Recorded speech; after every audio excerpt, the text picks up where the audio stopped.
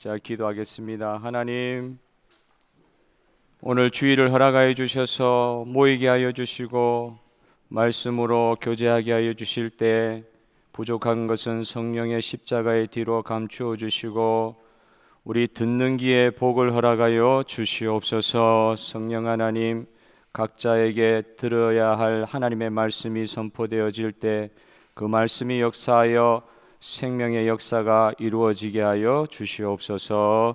예수님의 이름으로 기도하옵나이다. 아멘. 하나님이 세상을 변화시키실 때는 폭동을 일으키기 하시거나 혁명을 일으키셔서 역사를 변화시키시는 것 같지만 성경에 나오는 방식은 항상 한 사람을 세우시면서 시대를 변화시키시고 환경을 변화시키시는 그런 방식을 택하시더라고요. 사회의 시스템을 예를 들면 사사에서 왕정으로 넘어갈 때도 사울이라는 한 사람을 하나님께서 부르셔서 역사를 이렇게 주관하시는 걸 봅니다. 저와 여러분이 한 사람으로서 하나님 앞에 이렇게 서 있지만 하나님께서 우리 부르시는 것은 세상을 변화시키기 원하시는 하나님의 위대한 꿈이 있는 줄 믿으시기를 바랍니다. 야, 내가 이렇게 예수 믿는 사람이 되어서 뭐 하겠나 싶지만 내가 주님 앞에 부름 받아서 주님의 백성 되게 하심으로 세상을 변화시키시는 놀라운 일들을 일으키실 수 있는 분이 하나님이시다. 사울이란 특별한 사람을 세우셔서 역사를 변화시켜 가신 것 같아도 그렇게 특별한 사람은 아니었어요. 그런데 그 사람을 하나님께서 지명하여 부르셔서 한 사람을 통하여 역사를 변화시켜 가시는 것입니다.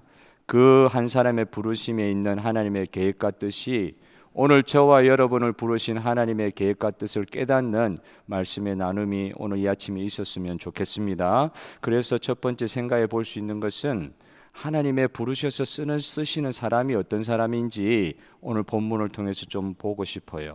사울은 사실 왕이 될 만한 여러 조건들을 갖추었다고 말씀을 하고 있죠. 용모가 수려했습니다. 용맹한 군사였어요. 키가 다른 사람 어깨 위로 더 컸다 해서 이스라엘에는 없는 걸출한 그런 용모를 가지고 있는 사람이었고 거기다가 마음도 따뜻하고 효심이 있는 아들이었습니다. 그리고 세상 사람들 앞에서 겸손하기까지 했어요. 처음부터 내 잘났다고 이렇게 드러나시는 분이 아니었어요. 너무나도 겸손하게 사람들 앞에 나타나는 사람이었어요. 그런데 참 희한하죠. 성경은 이러이러한 이유 때문에 사울이 이스라엘의 초대 왕으로 뽑혔다는 말을 전혀 하지 않습니다. 전혀 하지 않아요. 그런 조건 때문에 이 사람 뽑았다. 다윗 같은 경우는 이런 식으로 이야기하셨어요. 내 마음에 합한 자로다. 신장과 용모를 보지 마라. 내 마음에 합한 자로다. 다윗이 큰 키는 아니었던 것 같아요. 그런데 사울은 큰 키였죠. 그 조건 가지고 하나님께서 사울을 택한 게 아니었다. 하나님은 조건을 보고 우리를 부르신 것이 아닙니다. 오늘 저와 여러분 이 아침에 한 단어에 또 집중하셨으면 좋겠어요. 조건으로 선택된 게 아니라 은혜로 우리를 선택하신 줄 믿습니다. 아브라함도 선택을 먼저 받았죠. 하나님께로부터. 자기가 하나님 찾은 게 아니라 하나님께서 아브라함을 선택을 해서 지명하여 부르셨잖아요. 하나님의 일을 위해서 특별히 선택하셨다는 표현을 하고 있습니다. 원래 아브라함이 뭐 하던 사람 자손이에요? 우상 만들던 집안의 자손이에요. 그게 조건이 될 수 있습니까? 하나님께서 부르신 가장 싫어하시는 건데 우상 만들 집안의 아들로 태어난 자가 아브라함이에요. 그게 하나님 부르시는 조건이 될 수 있어요. 그 죄악을 어떻게 보고 그걸 통한 하나님께서 부르셨다? 우상 만드는 게 조건이 될 수는 없죠. 사실은 그 정반대로 선택받을 이유가 전혀 안 되는데 선택받은 것이 은혜인 줄 믿습니다. 믿음도 선택의 조건이 아니더라고요. 그 사람 믿음이 있어서 하나님께서 선택하셨다. 복을 주시는데 선택하셔서 복을 주시는데 그 사람 믿음 보고 하나님께서 선택하셔서 복을 주셨다. 그것도 아니에요. 순서가 중요합니다. 하나님의 은혜로 선택되고 나서 우리에게 믿음이 생긴 줄 믿으시기를 바랍니다.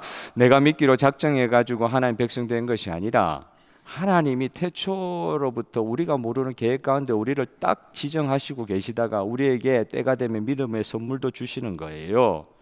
조건이 되어가지고 승진한 것처럼 열심히 노력하다 보니까 결과로 이런 것을 주셨다는 식으로 예수 믿으면 안 된다는 거예요.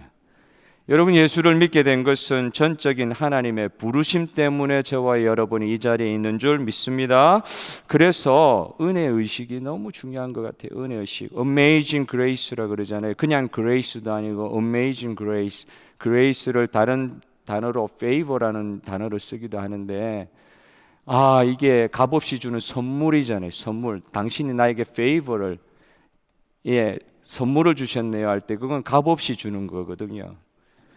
거기에 대한 Amazing Grace라고 찬양을 할 때에 I was lost였어요. 나는 잃어버림 받은 신분이었는데 I was found라고 되어 있어요. I found나 find라는 말을 쓰지 않고 I was found라는 단어를 쓰고 있어요. 내가 하나님으로부터 찾은 바 되었다. 할렐루야. 이게 중요합니다. 저와 여러분 신앙생활 제 의지 가지고 우리가 할 수 있어요. 시험이 오면 어떻게 의지로 여러분의 신앙을 지킬 수가 있어요? 뭐가 우리를 지켜줘요? 하나님께서 나를 발견하셨다. 나는 하나님에 의해서 발견받은 바 되었습니다. 하나님이 처음부터 끝까지 주체자시니까 내 믿음으로 내가 구원받는 게 아닙니다. 하나님 주신 이 믿음의 선물로 내가 하나님 앞에 항상 발견되려 하노니, 사도 바울 같은 경우도 발견되려 하노니라는 단어를 쓰잖아요. 내가 발견했다는 단어를 쓰지 않고 수동태를 많이 써요. 발견되려 하노니, 주님으로부터 내가 받은 은혜로, 이런 은혜 때문에 이 자리에 부름받아서 지금까지 신앙생활을 할 수 있었습니다. 내 믿음을 내가 의지가 강해서 지킨 것이 아니고 이 많은 어려운 가운데서도 하나님께서 부르심으로 지금까지 나를 성도 삼아 주셔서 감사합니다. 이 아침에 하나님의 은혜로만 설 수 있습니다. 이 은혜의식이 성령으로 말미암아 우리 마음 가운데 확인되는 시간 되었으면 좋겠습니다. 이 은혜의식이 사라지다 보면 정죄의식이 싹들 수밖에 없죠. 우리의 공로로 되었다는 생각 가지게 되면 항상 우리 주변의 것들을 정죄하기 시작합니다. 하나님의 은혜로 설 수 없는 자들이 섰다는 이 의식, 주님의 부르심으로 지금까지 왔습니다. 이게 가장 중요하다. 사울이 하나님께서 이렇게 부르셔서 세움받은 것이죠. 왕으로 세움받을 때 이 왕으로 부르심을 받았다는 것은 무엇을 뜻합니까? 사울아, 이런 말은 성경에 없지만 이런 뜻인 것 같아요. 사울아, 내가 너를 왕으로 불렀다. 왕이 되는 건 중요하긴 한데 하나님이 이렇게 말씀하시는 것 같아요. 사울아, 이제부터는 너의 힘으로 살지 말고 하나님의 힘으로 살아라. 하나님의 주신 믿음의 선물 가지고 굳건히 살아라. 이런 선물들을 사울에게 주셨다고 봅니다. 사실 부름받았을 당시에 사울은 키 큰 거 말고 마음 착한 거 말고는요 별 준비가 되어 있지 않는 사람이었어요. 그렇기 때문에 하나님께서는 그를 그 부르신 자리에 합당하게 훈련을 시켜가는 과정을 주시죠. 하나님을 믿음 안에서 체험할 수 있는 기회를 주십니다. 우리가 읽지는 않았지만 우리 10장 앞에 있는 부분을 읽어보면은요, 사울에게 참 보통 이렇게 일상생활을 하고 있는데 일상생활에는 전혀 경험할 수 있는 특별한 경험을 부르시고 난 뒤에 하나님께서 사울에게 허락하시는 것을 보게 돼요. 전혀 확률적으로 보면 일어날 수 없는 일들, 나귀를 찾게 되는 일이라든지 사람을 만났을 때 그걸 인도받는 일이라든지 전혀 모르는 사람한테 음식물을 제공받는 일이라든지 전혀 생각하지도 못했던 선지자의 무리들과 함께 찬양하면서 그 찬양할 때 하나님의 영이 임하사 새 마음을 선물로 받은 줄 믿으시길 바랍니다. 찬양할 때 새 마음을 허락하여 주시네요. 어려울 때 찬양하는 저와 여러분 되기를 바랍니다. 사울이 아무 준비도 안 돼 있었는데 찬양이 임함으로 그 찬양하는 선지자 옆에 있었는데 준비도 안 된 이 사람이 찬양 가운데 새 마음을 선물로 받았다 그랬어요. 일어날 수 없는 일들이 사울에게 일어나기 시작했죠. 왜? 하나님께서 사울을 부르셨기 때문에. 저와 여러분에게도 하나님 부르심 이후에 이런 징조와 기적들 체험하는 일들이 많이 있을 줄 믿습니다.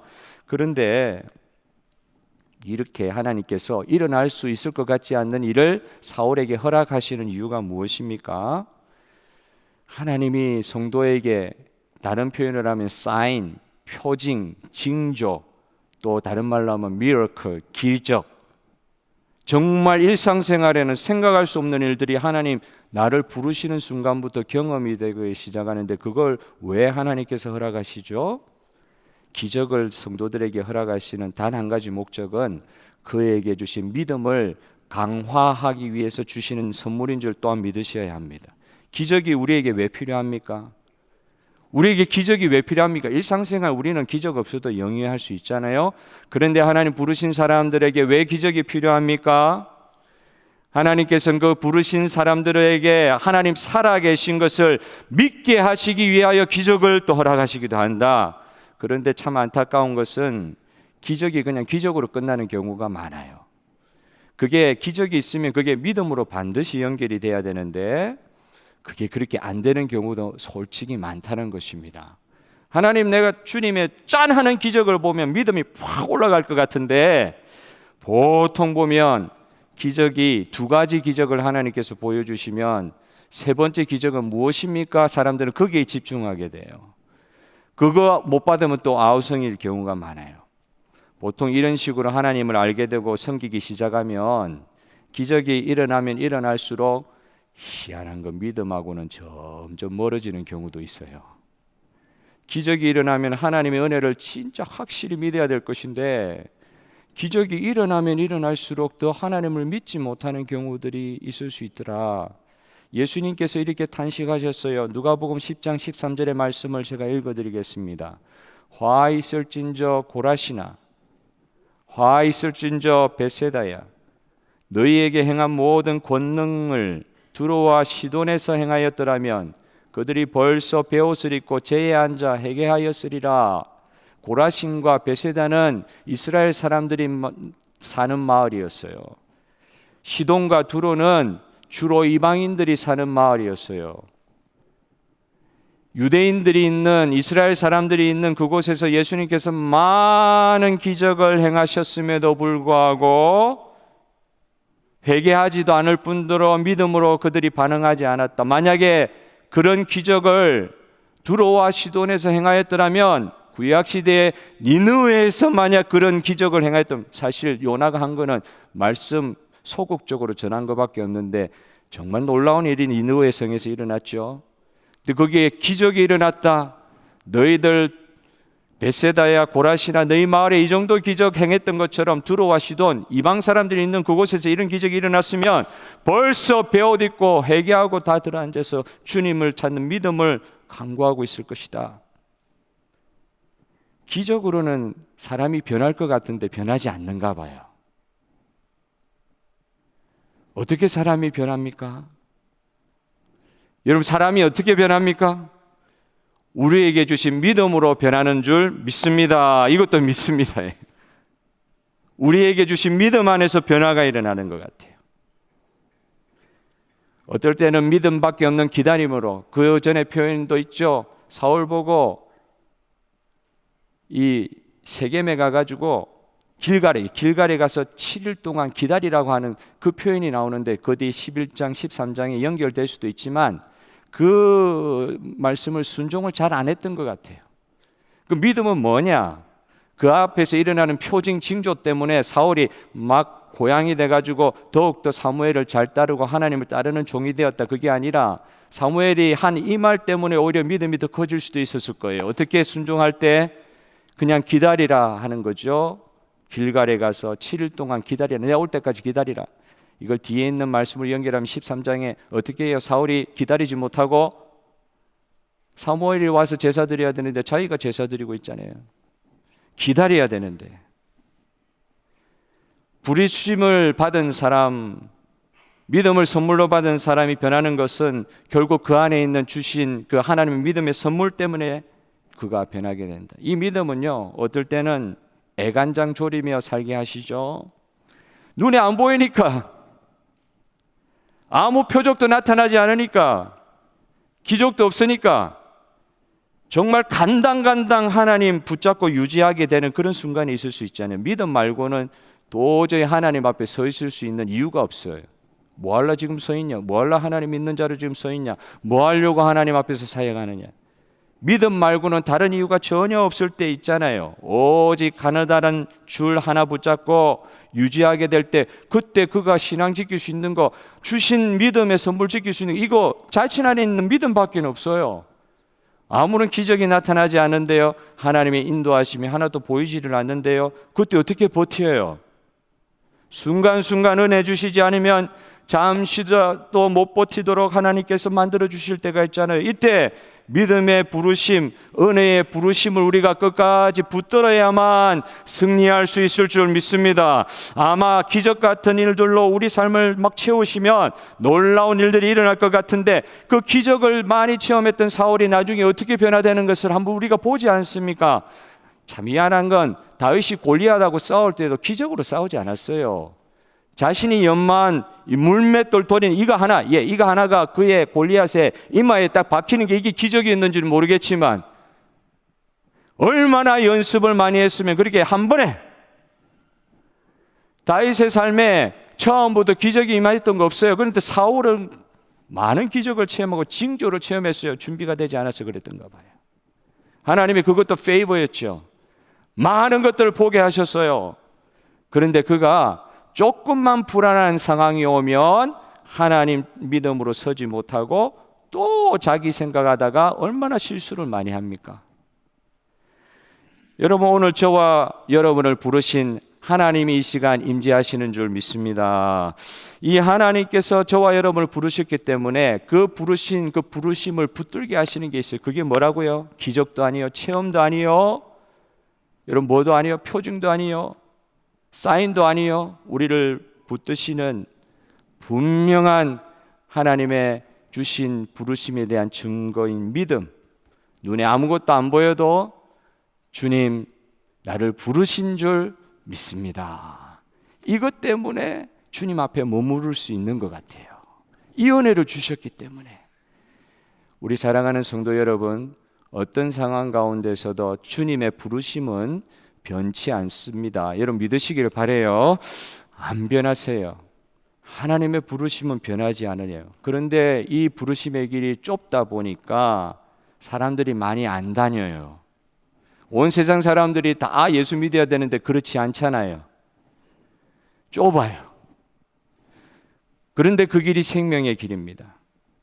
사울에게 기적이 아무리 많이 일어나도 그에게는 그것이 그 기적으로 말미암아 믿음이 남아있지 않았어요. 그러나 다윗 같은 경우는 기적과 징조가 별로 없어도요, 그에게는 믿음이 남았습니다. 오늘 저와 여러분은 하나님의 부르심을 붙드는 믿음으로 충만한 이 아침 되시기를 주님의 이름으로 축복합니다. 주여, 기도를 하더라도 믿음을 주옵소서. 부르신 거 맞지요, 주님?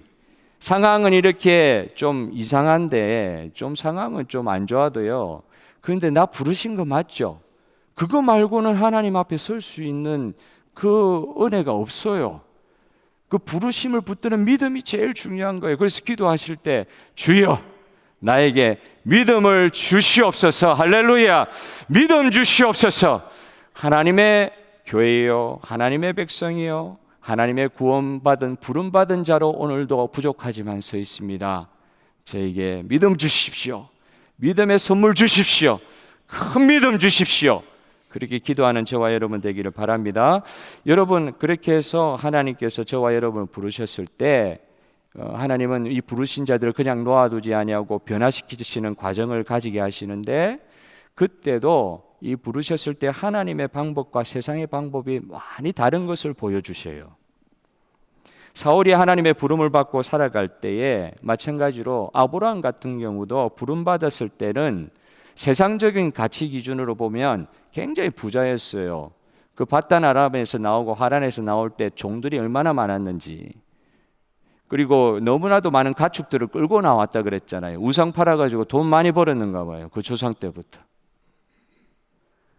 많은 재산을 가지고 나왔는데 세상적인 가치 기준으로 보면 그가 최고의 복을 받은 사람입니다. 그런데 아브라함도 부르심 받는 그 시점에서는 영적으로 보면 죽어 있었던 사람이에요. 영적으로 보면 죽어 있었던 사람이에요.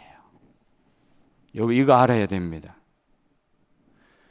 여러분 아브라함이 그런 좋은 조건이 있었다고 해서 부르신 게 아니라 그랬죠.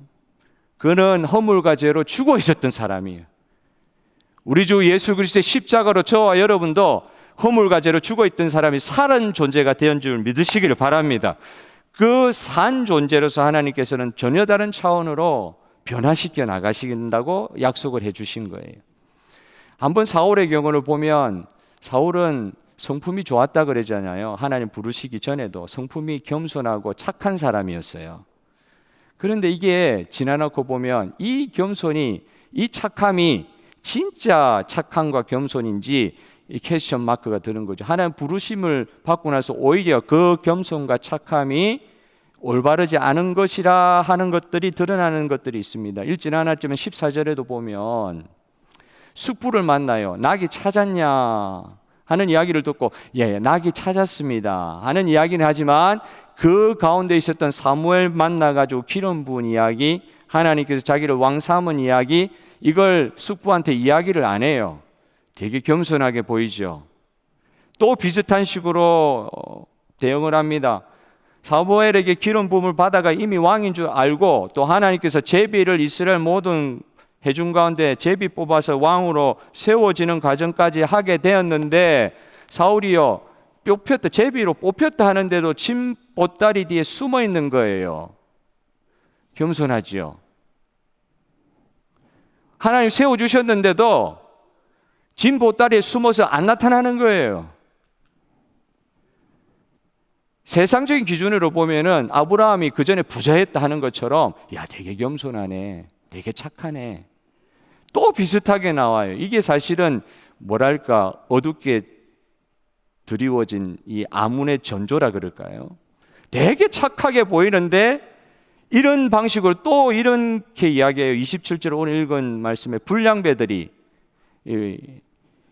벨리알이라는 건데요, 무가치한 자 이런 뜻인데 불량배들, 하나님 앞에 그렇다는 거겠죠. 불량배들이 너가 우리를 어떻게 구원하느냐, 사울에게, 왕으로 세움받은 사울에게 왕이 되었는데도 막 욕을 하죠. 너 같은 게 어떻게 우리나라를 구원하겠냐, 그렇게 욕을 하는데 그 표현을 보면 사울이 잠잠히 있었더라 하는 표현이 있어요. 되게 겸손하죠. 참고 되게 겸손하잖아요. 그런데 이게 부르심 받기 전에는 겸손한 모습일 수가 있는데 하나님의 부르심을 받고 나서는 이 모든 것이 좀 다른 차원으로 움직였어야 됐어요. 좀 심하게 이야기하면 겸손한 행동 같은데 믿음 없는 행동이에요. 살아계신 아버지 하나님의 부르심과 세우심에 대한 자기 확신이 전혀 없어요. 사람들이 뭐라 하면 그게 이렇게 하는 거예요. 그 겸손한 게 아니에요. 여러분, 하나님보다 크신 존재가 이 세상에 있습니까? 적어도 예수 믿는 사람은 우리 하나님과 예수님이 이 세상을 통치하시는 하나님인 줄 믿습니다. 그 어떤 존재도 하나님보다 높을 수 없습니다. 만약 내가 아무리 존경하고 내가 겸손해야 되는 상황에서 겸손해야 되겠지만 하나님의 영광이 떨어지는 자리에서 부름을 받은 사람이 하나님 뜻대로 하나님의 말씀대로 자기 왕 세움에 대해서 당당하게 나서야 될 때 나서야 되잖아요. 진 보따리 뒤에 숨어 있을 수는 없는 것입니다. 하나님 부르심의 의미가 없는 거예요. 여러분, 우리 하나님께서 우리를 부르셨으면 새로운 차원으로 우리를 인도하여 주시는 줄 믿으시기를 바라요. 내가 그전에 살던 그 방식대로 살아야 된다. 아니요, 그 이상의 것들 겸손하셨습니까? 또 다른 차원의 겸손을 하나님께서 허락하여 주실 것이에요. 부름 받았으면은 그 이전에 익숙한 일을 버리고 믿음으로 나아가야 되는데 믿음의 담력과 용기가 부족했던 것이죠. 그러니 그것을 겸손하고 칭찬할 것이라고만 이야기할 수는 없는 것입니다. 사울의 경우 익숙하지 않는 것을 훈련받다가 보니까 뭐 그런 경우가 있을 수도 있고 또 많은 경우에 우리가 부르심을 받았는데 너무 부르심 이후에 하나님의 인도가 익숙하지가 않아서 그리고 힘든 훈련의 기회 가지다 보니까 우리 안에 있는 죄악의 껍질들을 막 벗겨내시잖아요. 내가 안 벗으면 강제로라도 벗겨내시잖아요. 그거 힘들 수 있어요. 힘든 일이죠. 넓은 길로 가는 사람 좁은 길로 막 들이미는데 그게 안 힘들 수 있겠어요? 주님이 원하시는 그 믿음의 길에서 그런 훈련들이 있을 수 있습니다. 수십 년 선교하고 수십 년 같은 곳에서 선교하다가 최근에 쫓겨난 선교사님 우울증으로 고생하는 거 보았습니다. 수십 년 동안 선교사에 가면서도 이 길이 좁은 길인 줄은 알고는 있었지만 막상 또 다른 익숙하지 않는 단계에서 선교지에서 쫓겨나다 보니까 한국에 돌아와서 우울증 약을 먹지 않으면 견딜 수가 없는 그런 또 단계에 가게 되더라고요. 좁은 길인 줄은 알았어요. 넓은 길이 아닌 거는 알았어요. 근데 막상 이런 단계에 와서까지 실제로 겪게 되니까 너무너무 힘든 거예요. 사랑하는 성도 여러분, 그러나 쉼표를 찍어야 될 때 마침표는 찍지 않는 저와 여러분 되기를 바랍니다. 뭐라고요? 그건 쉬고 넘어가야 되는 길이지 마침표 찍는 것은 아니겠죠. 로마서 11장 29절에 이런 말씀 다 같이 한번 읽어보겠습니다. 시작. 하나님의 은사와 부르심에는 후회하심이 없느니라. 하나님이 후회하지 않는데 우리가 후회하면 안 돼요. 할렐루야. 부르심이 절대 하나님 후회하지 않는다고 그랬어요. 우리가 죄를 지었습니까? 회개하고 그 부르심에 대한 하나님 뜻에 순종하시기를 바랍니다. 이 부르심의 길에서 우리가 소망을 얻고 회복되는 길은 뭐예요? 보이는 현상은 하나도 없어요. 그럴 때 필요한 것은 믿음밖에 없어요. 믿음밖에 없어요. 진짜 내가 부르심 받은 거 맞나? 우울증 약 먹고 있는데도 부르심 받는 거 맞나? 그것도 하나님 나라의 일을 평생 해왔다가 결과가 이러냐 할 그때에 저와 여러분 부르시는 건 하나님 후회하심이 없으신 하나님의 부르심에 순종할 수 있는 저와 여러분 되기를 바랍니다. 부르심의 길이 이해하기 어렵고 좁은 길이라도 부르신 하나님을 믿음으로 묵묵히 따라가는 길에 하나님께서 놀라운 기적도 징조도 허락하실 줄로 믿습니다. 하나님은 사울에게 제비뽑기라는 어려운 과정을 허락하시죠. 기름을 그 전에 사울에게 사무엘을 통해서 기름 부음 받게 하셨어요. 바로 왕으로 선포하게 하셨는데 모든 백성들에게 왕으로 선택된다는 것을 인정시키시기 위하여 이스라엘 모든 백성들을 각 지파별로 1000명씩 모아가지고 제비뽑기를 하시네요. 이 믿음도 처음 부르심 받았을 때 이 사울의 상태가 별로 안 좋았잖아요. 어떻게 이게 된다고 확신할 수 있겠어요? 이 수천 명, 수만 명 중에 혼자 이렇게 뽑힐 거라고 내가 기름 부음을 받았는데 뽑히겠냐? 어떻게 된다는 보장이 있어요? 그냥 바로 세우시면 좋을 텐데 어렵고 믿음이 요구되는 길을 가게 하시죠. 야, 만 몇천 명 있는 가운데 너 혼자 이렇게 왕으로 뽑힌다는 이런 과정을 하나님께서 허락해 주셨어요. 근데 내가 계산하는 바로는 안 될 것 같아. 그러니까 진 보따리 뒤에 숨었는지도 몰라요. 여러분, 이렇게 믿음에 요구되는 길을 가게 하실 때라도 이때 나를 지켜주는 건 뭐예요? 하나님이 부르셔서 나를 세우셨다고 하는 그 믿음밖에는 나를 지켜줄 게 없어요. 왕으로 세워졌을 때도 사울과 뜻을 같이 하는 하나님께 감동된 자들이 많이 사울을 따라갔다고 했지만 동시에 불량배들이 사울을 대적하는 일도 생기죠. 하나님 부르신 길에 하나님이 부르신 길이니까 좋은 일들, 될 만한 일들만 벌어지는 게 아니라 동시에 헷갈리게 해야 되는 거예요. 헷갈리는 거예요. 이게 진짜 부르심 맞나? 이게 하나님께서 인도하는 길이 맞나? 많은 사람들이 너 같은 게 어떻게 이스라엘을 구원하겠냐 하니까 이 일은 분명히 왕으로 세워주시는 것은 맞는데 왜 이런 일이 생길까? 부르셨는데 어려움이 있을 수 있죠. 우리 이해가 되지 않아요. 근데 오늘 로마서 11장 33절의 말씀을 한번 크게 읽어보고 이 말씀의 확증을 가지고 살기를 바랍니다. 다 같이 읽겠습니다. 시작. 깊도다 하나님의 지혜와 지식의 풍성함이 그의 판단은 헤아리지 못할 것이며 그의 길은 찾지 못할 것이로다. 할렐루야. 하나님의 길은 우리 길보다 훨씬 높은 데 계십니다. 여러분 믿으시기를 바랍니다. 눈에 보이는 대로 다 판단하면 안 됩니다. 믿음을 붙들어야 돼요. 어떤 믿음? 지혜와 지식에 풍성하신 하나님, 우리의 판단으로는 헤아릴 수 없는 계획을 가지고 계신 하나님이 나를 부르셨다는 그 사실을 믿는 것밖에는 없어요. 표정을 보아서 믿으려고 하면 안 돼요. 안 보일 때 믿는 거, 이 믿음은 부르심의 은혜의 믿음입니다. 여러분 믿으시기를 바랍니다. 믿음의 길을 걸으려고 할 때 항상 그 믿음을 무너뜨릴 일들이 널려 있어요. 쉬운 길 하나님께서 부르신 것은 분명 아닙니다. 그러나 그 속에서 하나님의 기쁘신 뜻을 믿는 믿음이 우리 가운데 일어나야 돼요. 이거 아닌가 보다 포기하고 이런 게 아니라 어떤 상황에서도 나를 부르신 하나님이 계시다. 그 측량할 수 없는 하나님의 은혜에 내가 I'm found. 발견되었다. 나 지금 주님 앞에 붙들려 있다. 아무리 어려운 상황 가운데 이 부르심에 대한 믿음이 일어나는 시간이 되기를 주님의 이름으로 축복합니다. 그런데 그 방식은 세상의 방식과 달라요. 그 전에 하나님 만나기 전에 그런 겸손, 아브라함이 가졌던 그런 재물, 그런 걸 가지고 부르심을 감당할 수가 없어요. 부르심을 받았을 때는 그 뒤부터는 믿음의 확장이 일어나야 될 줄로 믿습니다. 뭐라고요?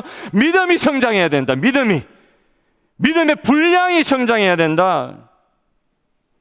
그전에는 내가 복을 받기 위해서 복을 따라다니느라고 너무 바빴습니다. 그러나 하나님으로부터 부르심을 받았으면 이제부터는 나로 말미암아 세상이 복을 받을 줄 믿습니다. 이 처지에서, 이 꼴에서 이런 일이 일어나겠나? 아니요. 주님의 말씀은 분명해요.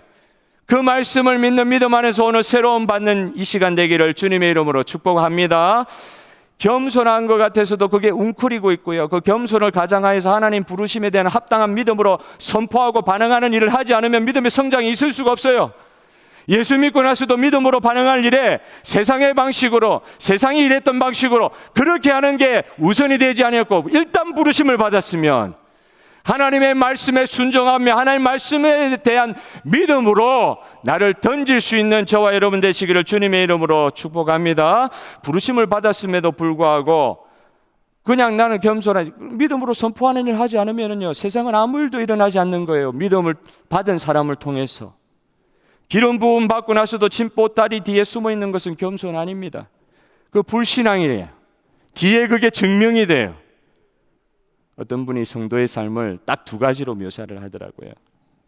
성도가 많은 사람이냐, 이게 동의하실지 모르겠어요. 예수 믿고 나서 우리는 어떤 사람을 변화되느냐, 동의하실지 모르겠어요. 첫 번째, 예수 믿는 사람은 구령의 열정, 영혼을 사랑하여 전도하는 사람이 예수 믿는 사람입니다. 그렇게 믿어지시면 아멘 하십시오. 구령의 열정으로 영혼을 사랑하고 전도하는 사람이 예수 믿는 사람이다. 두 번째, 예수님을 더욱 닮아가는 사람이 예수 믿는 사람이다. 이 두 가지로 표현을 하셨는데 저 그게 많이 동의가 되더라고요. 이 두 가지 진짜 그거밖에 없겠네. 믿음으로 이렇게 변화될 수 있다는 것이죠.